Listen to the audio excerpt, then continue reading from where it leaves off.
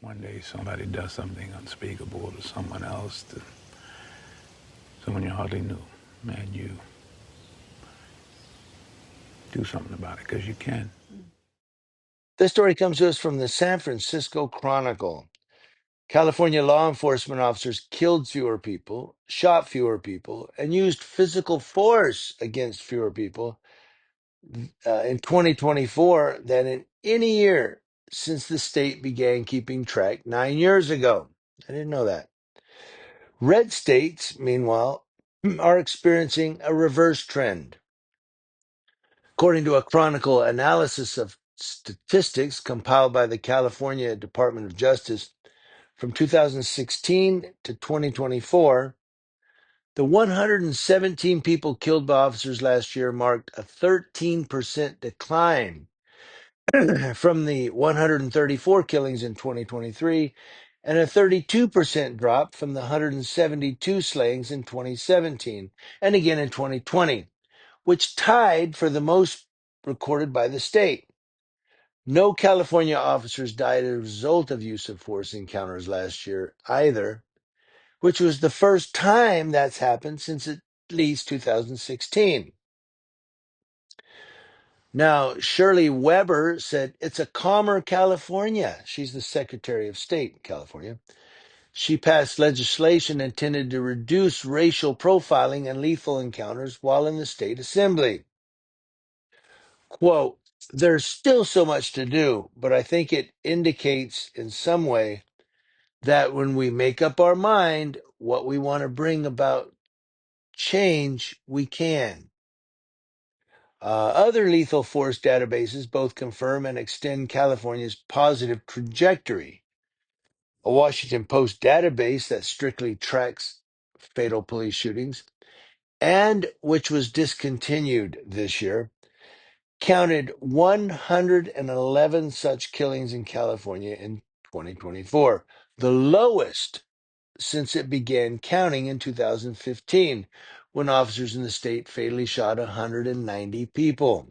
It just And the research nonprofit Mapping Police Violence, which includes killings by off duty officers and intentional vehicle collisions, tallied the fewest police killings in California since its tracking began 13 years ago. It said that officers killed 127 people last year, the lowest figure since at least 2013, and down 36.5% from 2015's high of 200 deaths.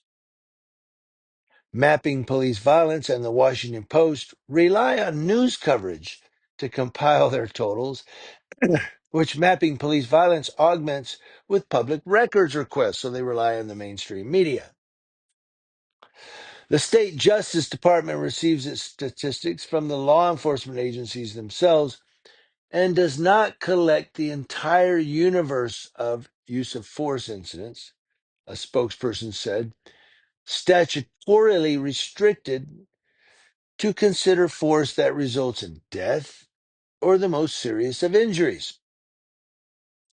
Still, taken together, the different data sources broadly agree that police violence has steadily declined in the nation's most populous state, that's California. It's a quiet transformation backstopped by hard won legislative victories and occurring with little fanfare, even as California sharpens its contrast with Republican controlled states, where police killings are on the rise, say data scientists, reform advocates, and former lawmakers. Particularly since 2020 and the murder of George Floyd, there's been a divergence or a gap opening up between more progressive or blue states and red states, said Samuel Sinyangwe. He's a Stanford University graduate who founded Mapping Police Violence in 2012. Said California is leading that trend. The opposite is happening in Texas. In California, Sinyangwe pointed to a series of legislative reforms that he and others contend have achieved results greater than the sum of their parts. Assembly Bill 953, passed in 2015 as the Racial and Identity Profiling Act, or RIPA, requires law enforcement agencies to produce data on every vehicle and pedestrian stop and every racial profiling complaint to a state advisory board. I remember when that came out, that RIPA. I remember that was passed. Assembly Bill 392, passed in 2019, made the deadly force standard a little more restrictive, requiring officers to believe such force was necessary, it's up to them, right, rather than reasonable to protect themselves and others. Yeah, right. It's up to them. Senate Bill 230, companion legislation from the same year, standardized minimum use of force training requirements around the state.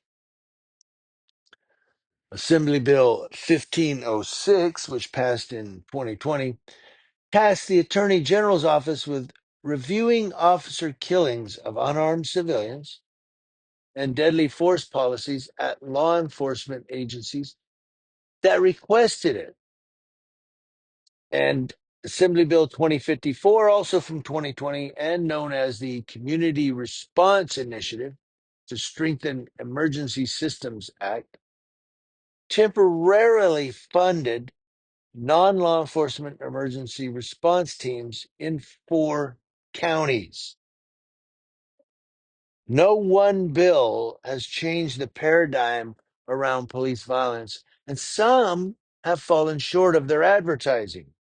AB 392 bases its standard on an officer's perception, not the reality of dangers. That's what I said.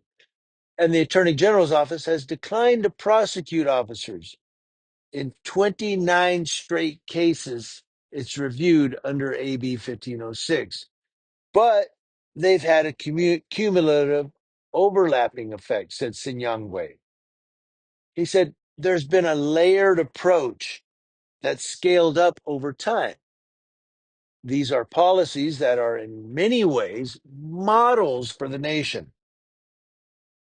Many needed multiple attempts, and in some cases, watering down to overcome grueling opposition from powerful law enforcement unions.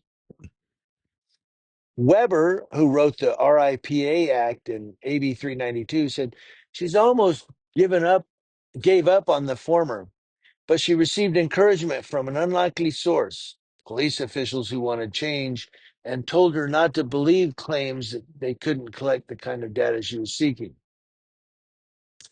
And after leaders from her own party pulled AB 392's predecessor in 2018, she returned the following year alongside dozens of civil rights organizations, community activists, and people affected by police violence, many of whom held vigils at the state capitol and confronted lawmakers attempting to duck out of floor votes.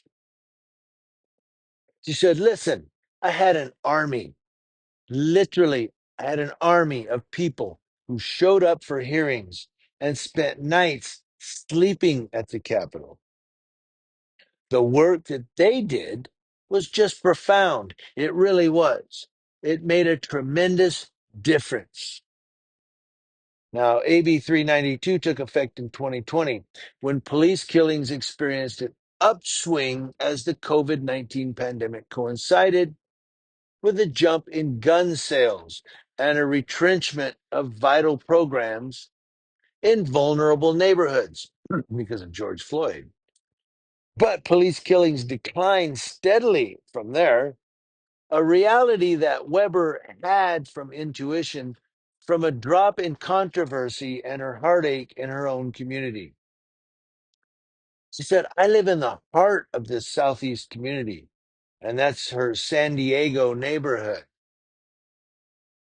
She said, and I haven't seen the kind of violence or tremendous number of stops, this and that.